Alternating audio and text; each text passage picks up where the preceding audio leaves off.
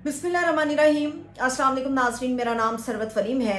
इमरान खान साहब का एक क्लिप मेरी नज़र से गुजरा जिसमें वो ये वाज़ेह बता रहे हैं कि उनके कायद आज़म मोहम्मद अली जिन्ना हैं और कायद आज़म एक ग़ुलाम हिंदुस्तान के अंदर आज़ाद लीडर थे और उन्होंने हमें ये बताया कि कभी भी अपनी आज़ादी के लिए जो जिद्दोजहद है उसको नहीं छोड़ना और मुसलमान कभी भी आज़ादी की जिद्दोजहद से किनारा कश नहीं होता। जब इमरान खान साहब ये तकारीर किया करते थे तो उस वक्त लगता था कि रोज़ इमरान खान साहब ऐसी बातें करते हैं, पता नहीं क्यों करते हैं, हर वक्त ही मायूसी की एक बात करते हैं। लेकिन आज ये पाकिस्तान के करोड़ों लोगों को समझ आ गई है कि इमरान खान अपनी तकरीरों में जब कायद आज़म का जिक्र करते थे, ग़ुलामी की बात करते थे, आज़ादी की कीमत की बात करते थे, तो अब उनको समझ आ रहा है कि शऊर की बात करते थे तो क्यों करते थे।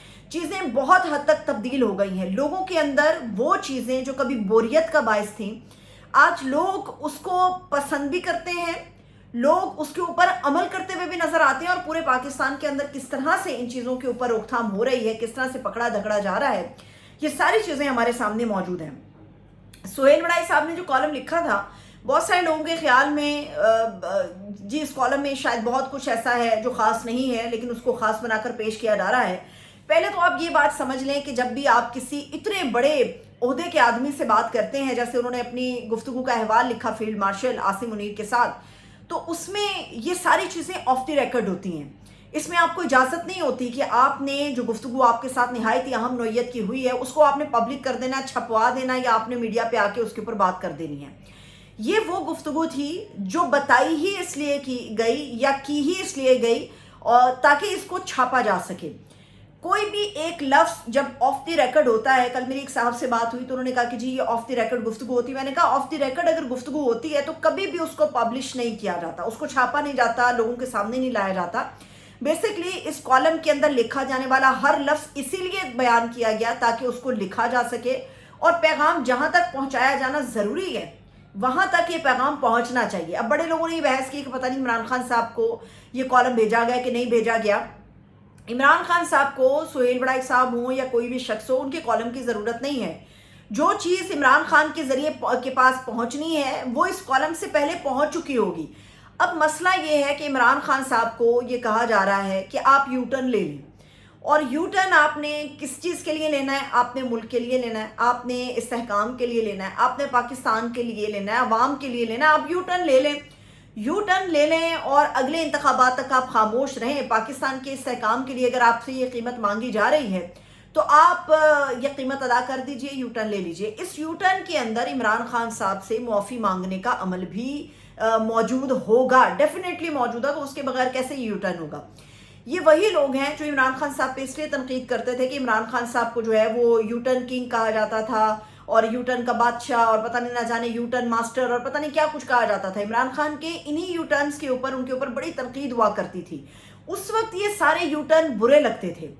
आज एक यू टर्न दोबारा से इमरान खान से मांगा जा रहा है और उसके लिए मांगा जा रहा है ताकि मुल्क के अंदर इस्तेहकाम आ जाए, क्योंकि उन्हें पता चल रहा है कि जेल में बैठने के बावजूद भी इमरान खान साहब जो हैं उनकी खामोशी भी तूफान ले आती है।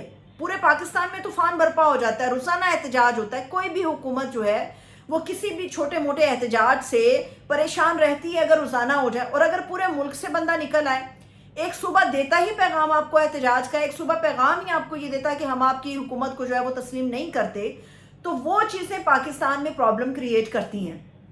अब मकसद क्या है? मकसद ये है कि जी इमरान खान साहब यू टर्न ले लें। अब पता नहीं इमरान खान साहब यू टर्न लेंगे या नहीं लेंगे, लेकिन अगर आप मेरी ज़ाती राय पूछें तो मेरा ख्याल है कि इमरान खान साहब को एक यू टर्न ले लेना चाहिए। अब उस यू टर्न के अंदर कुछ चीज़ें शामिल होनी चाहिए। ये नहीं हो सकता कि जो मुसविदा इमरान खान के सामने आए वो उसी के ऊपर यू टर्न लेके मान जाएंगे। इमरान खान जितना उसूलों वाला आदमी है, जितना दलेर और निडर किस्म का लीडर है, वो सिर्फ इसी बात पे यू टर्न कभी नहीं लेगा। इमरान खान साहब को पता है कि पाकिस्तान के अंदर जो कुछ भी हो रहा है वो एक कानून को शील्ड बनाकर किया जा रहा है।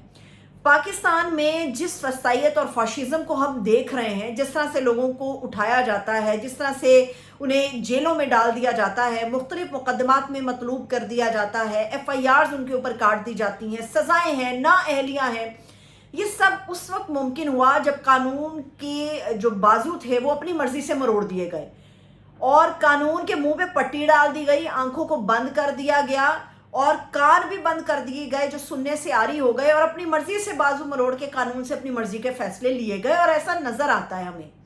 یہ اگر کوئی کہتا ہے کہ پاکستان میں عدالتیں آزاد ہیں تو کہنے میں تو واقعی عدالتیں آزاد ہیں، مگر جس نوعیت کے فیصلے اور جس نوعیت کی کارروائیاں ہمارے دیکھنے اور سننے میں آتی ہیں، اس میں کوئی بھی ذی شعور شخص یہ نہیں کہہ سکتا کہ پاکستان کے اندر جو عدالتیں ہیں وہ آزاد ہیں۔ اب مسئلہ یہ ہے کہ عمران خان صاحب کو میرا ماننا ہے کہ یو ٹرن لے لینا چاہیے، کیونکہ عمران خان صاحب جب تک باہر نہیں آئیں گے تب تک ماحول بہتر نہیں ہوگا۔ ایک وداؤٹ لیڈر جو ہے لوگ پریشان رہیں گے۔ پی ٹی آئی کا ورکر ابھی پریشان ہے، اور بہت سارے لوگ عمران خان صاحب کو کہہ رہے ہیں کہ خان صاحب اگر آپ یہ اس بات پہ یو ٹرن لے لیں تو بڑی اچھی بات ہے، لیکن عمران خان صاحب کو بھی یہ شرائط سامنے رکھنی چاہیے کہ ٹھیک ہے وہ خاموش رہنے کے لیے تیار ہیں، وہ اگلے انتخابات تک خاموش رہنے کے لیے تیار ہے، لیکن اس کی قیمت یہ ہے کہ پاکستان کے اندر مزید کوئی قانون سازی نہیں کی جائے گی، اور اگر کوئی قانون سازی کی گئی تو عمران خان صاحب وہی کریں گے جو آج تک سڑکوں پر ہو رہا ہے۔ اور ایک آدمی جیل میں بیٹھ کے اتنا خطرناک ہو گیا ہے تو عمران خان صاحب کی اپوزیشن تو پہلے ہی ہمیشہ سے بڑی مشہور ہے۔ عمران خان صاحب اگر باہر آ کے ایک کال دے دیں گے تو پاکستان کے اندر جام ہو جائے گا سب کچھ، یہ سب جانتے ہیں۔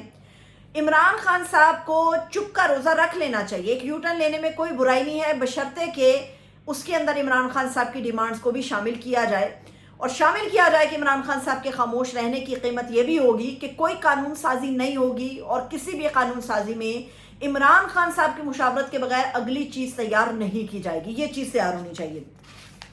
ابھی یہ کل ہمارے سامنے چیز آئی تھی کہ جی سیاسی مصالحت کی بات ہے اور یو ٹرن کی بات کی جا رہی ہے، لیکن ایک صاحب ہیں جو سہیل رائے صاحب سے بھی کئی قدم آگے بڑھ گئے ہیں، اور سہیل رائے صاحب نے جو کچھ لکھا انہوں نے 4 قدم اور بڑھ کے چھلانگ لگائی اور بہت ساری چیزیں جو ہیں وہ لکھ ڈالی۔ اب صالح ظافر صاحب ہیں، انہوں نے کہا ہے کہ جی میرے تک یہ خبر آئی ہے، مجھے پتہ چلا ہے کہ پی ٹی آئی کا ایک بہت بڑا حصہ ہے جو اس چیز کے لیے تیار ہو گیا کہ جی ہمیں مصالحت کرنی چاہیے، غور کرنا چاہیے۔ یہ خبر سن کے آپ کو بالکل ایسا ہی لگتا ہے کہ 9 مئی کی سازش تیار ہو رہی تھی اور 2 پولیس والے اس سازش کے سن رہے تھے، ایک تو خان صاحب کی میز کے نیچے گھس کے یہ پوری سازش سن رہا تھا، اور ایک کہیں پردے کے پیچھے کھڑا یہ سازش سن رہا تھا، اور یہ وہ دونوں پولیس والے تھے جو ریکارڈ کے مطابق چھٹی پر تھے مگر وہ جاسوسی کر رہے تھے۔ صالح ظافر صاحب کی یہ خبر بھی بالکل ایسے ہی ہے کہ جس میں وہ یہ دعویٰ کر رہے ہیں کہ پی ٹی آئی کے بہت سارے لوگ جو ہیں وہ سیاسی مصالحت پر غور کرنا شروع ہو چکے ہیں، تیار ہو چکے ہیں کہ وہ یہ سارے کام کریں گے۔ جو کچھ پاکستان میں اس وقت ہو رہا ہے، عین ممکن ہے کہ آپ کو 1 ڈیڑھ یا 2 ہفتوں میں ایک کالم ایسا بھی نظر آئے جس میں آپ کو یہ بتایا جائے کہ قائد اعظم نے بھی سیاسی مصالحت کے لیے کئی فیصلوں سے خود کو پیچھے کیا تھا۔ عمران خان کو سیاسی مصالحت کے لیے کسی نہ کسی طرح راضی کرنے کی پوری کوششیں ہو رہی ہیں۔ میں یہ نہیں کہہ رہی کہ خان صاحب کو کوئی ڈیل دی جا رہی ہے، نہیں، خان صاحب کو ڈیل کوئی نہیں دی جا رہی، اب ان کو تیار کیا جا رہا ہے کہ کسی طرح وہ مان جائے، اور اب بس یہ نوعیت آ گئی ہے کہ خان صاحب کو کہا جا رہا ہے من جا یار، کسی بھی طرح من جا، اور خان صاحب ماننے کے لیے تیار نظر نہیں آتے۔ جو لوگ یہ سمجھ رہے تھے کہ عمران خان جیل میں ٹوٹ جائے گا، ان کو اندازہ ہو گیا ہے کہ جیل عمران خان صاحب کی سب سے بڑی مضبوطی ثابت ہوئی ہے۔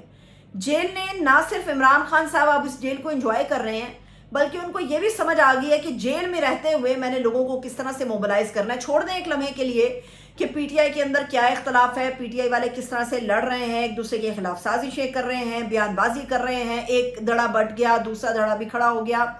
یہاں پہ واحد طاقت کا مرکز کون ہے؟ Imran Khan. P T I کی طاقت کون ہے؟ عمران خان۔ عمران خان کا سیکنڈ کوئی بھی نہیں ہے۔ یہ بھول جائیں کہ عمران خان کو مائنس کر دیں گے یا کوئی معاملہ ہو جائے گا تو عمران خان کی جگہ پہ کوئی اور آدمی کھڑا ہوگا تو پی ٹی آئی کو لیڈ کر دے گا۔ یہ الطاف حسین والا قصہ نہیں ہے، یہ عمران خان والا قصہ ہے۔ عمران خان کا سیکنڈ کوئی بھی نہیں ہے، اور سیکنڈ بننے کی جس نے بھی کوشش کی، پاکستان کی عوام نے اس کا کیا حال کیا ہے وہ الیکشنز کے دنوں میں بھی اور موجودہ سیاست میں بھی ہمیں نظر آتا ہے۔ تو عمران خان اس وقت طاقت ہے۔ عمران خان صاحب کو کسی بھی طرح تیار کیا جا رہا ہے کہ آپ مان جائیے سیاسی مصالحت کے لیے۔ اور میں پھر یہ کہوں گی کہ سہیل بڑائی صاحب کا یہ جو کالم ہے یہ اس لیے نہیں تھا کہ وہ کچھ احوال بیان کر رہے ہیں، یہ کالم چھپوانا سب سے بڑا مقصد تھا، اور اس میں آف دی ریکارڈ کچھ بھی نہیں تھا۔ آپ دیکھیے اتنی اہم گفتگو کو وہ بغیر مرضی کے نہیں چھاپ سکتے، نہ چھپوا سکتے ہیں۔ اس میں مرضی شامل تھی ایک ایک لفظ میں، اور اس کالم کا اپروول ہوا، اس کے بعد یہ کالم چھپا ہوگا ڈیفینیٹلی۔ اتنی عام گفتگو کو اور اتنے عام شخص کی گفتگو کو آپ پبلک کے سامنے نہیں لے کر آ سکتے، لیکن مقصد یہ ہے کہ عمران خان صاحب کو تیار کیا جائے، کچھ بھی کر کے تیار کیا جائے۔ ڈیل لینے کو وہ تیار نہیں ہے، ملک سے باہر جانے کے لیے وہ تیار نہیں ہے۔ اب آپ دیکھیں نا عمران خان صاحب کے بیٹوں کا معاملہ وہیں کا وہیں دب گیا، کچھ نہیں پتا عمران خان صاحب کے بیٹوں کو، جی ویزا نہیں مل رہا، نائکوپ تک ان کو جاری نہیں کیا، ایک خاموشی، ایک طویل خاموشی چھا گئی ہے۔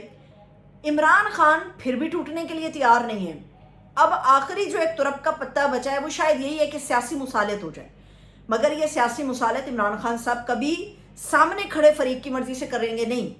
عمران خان صاحب کے پاس اپنا مسودہ تیار ہے، اور یہ مسودہ ان کے ذہن میں ہے، وہ جب بھی کوئی ڈیل آتی ہے وہ اپنا مسودہ سامنے رکھ دیتے ہیں۔